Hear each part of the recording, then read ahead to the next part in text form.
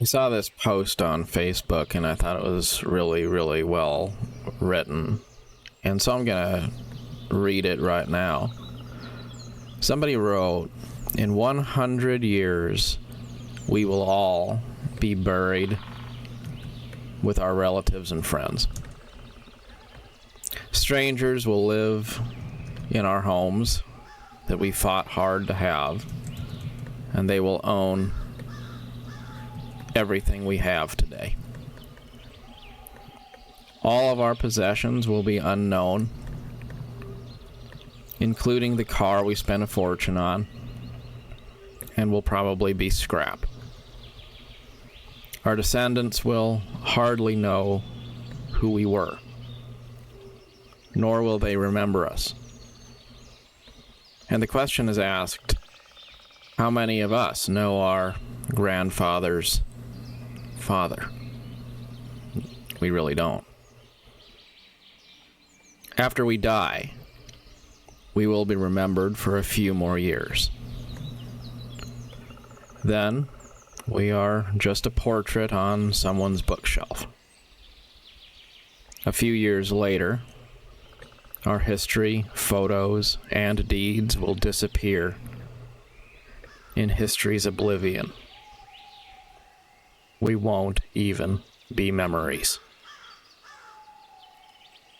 If we paused to analyze this, perhaps we would understand how ignorant and weak the dream to achieve was. If we could only think about this, surely our approaches, our thoughts would change. We would be different people. Always having more, no time for what's really valuable in this life. I'd change all of this to live and enjoy the walks I've never taken, the hugs I didn't give, the kisses for children and loved ones, jokes we didn't have time for.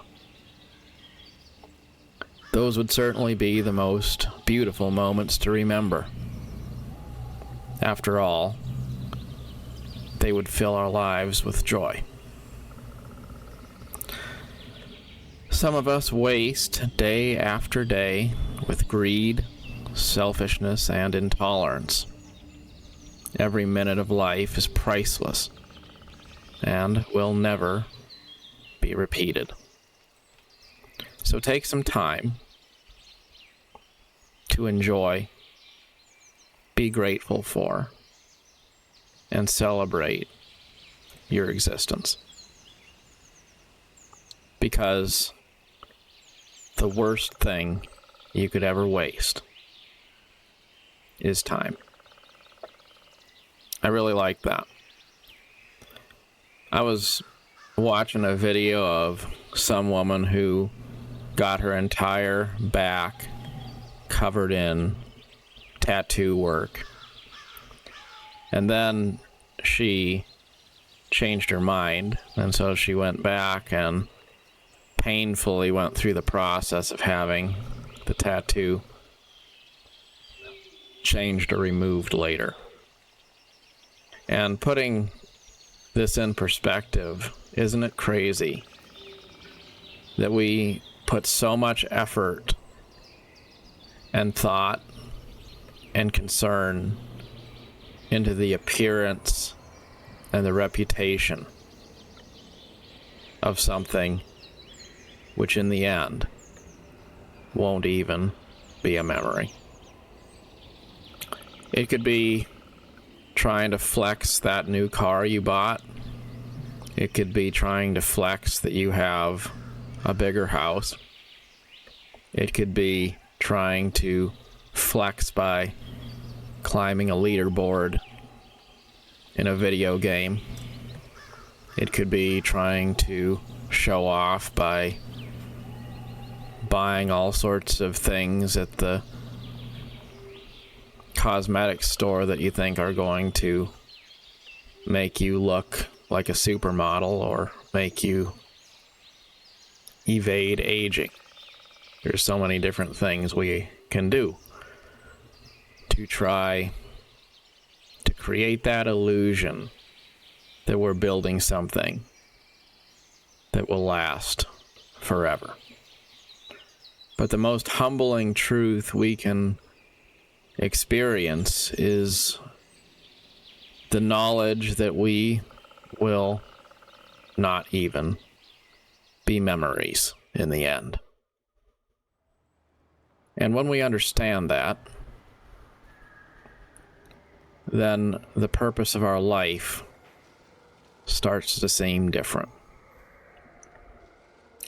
And if you want good things to come into your life, the best way to accomplish that is probably to do good things with your life. Something which is much easier to do when you stop trying to view life as a competition to prove your own importance. It's about taking time to perhaps make other people feel special in some small way. It's about enjoying the experience of the life that you have. And it's true that there are some things we look back in history to see as guideposts, as warnings, or as inspiration. So it's not true that nothing we ever do will ever resonate after we are gone. But the things that really make a difference aren't ever things that are just about one person.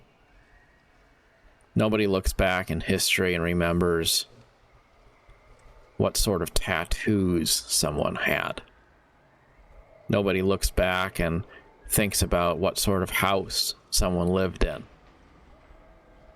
Sometimes history records things that were done which bettered or made worse the lives of others.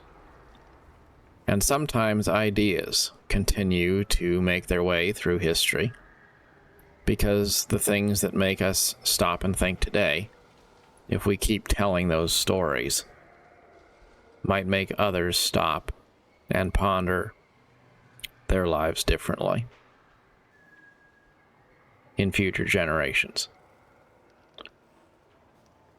But our tendency is to spend a majority of our time thinking about how we can make others envy us, or how we can get one up on somebody.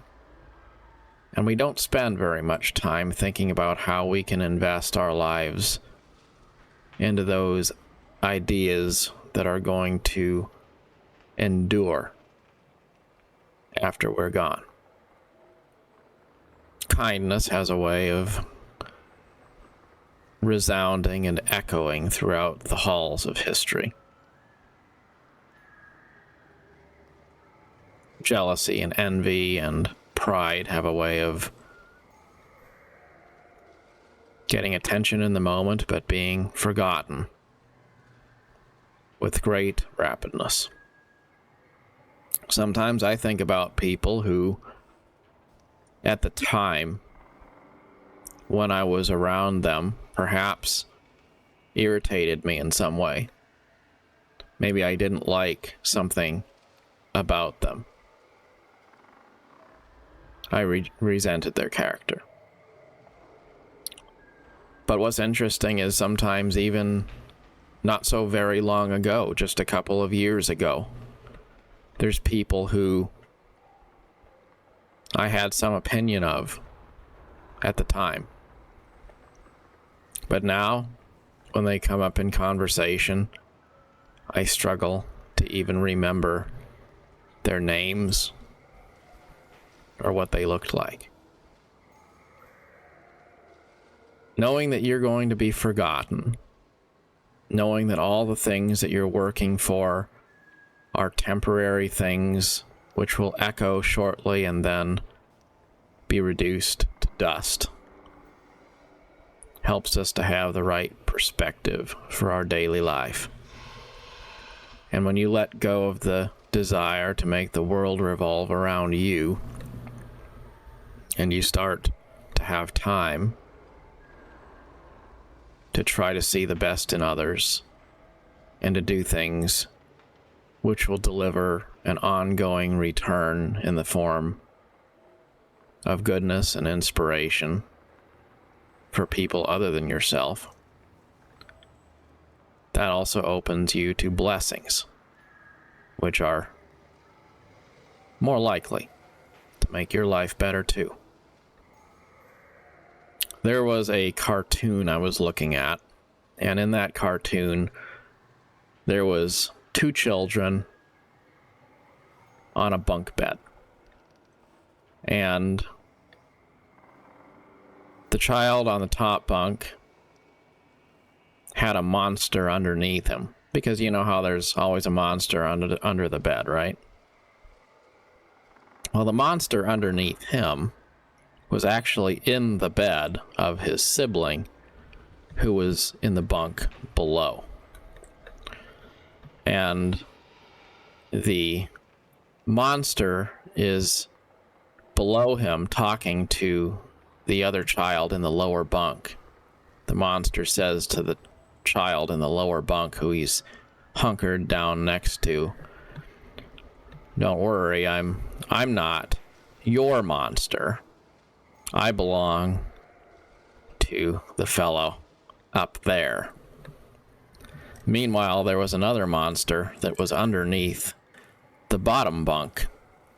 So the poor kid in the bottom bunk had the monster directly underneath him on the floor, haunting him. And he also had another monster that was in bed with him, who belonged to the kid in the bunk directly above.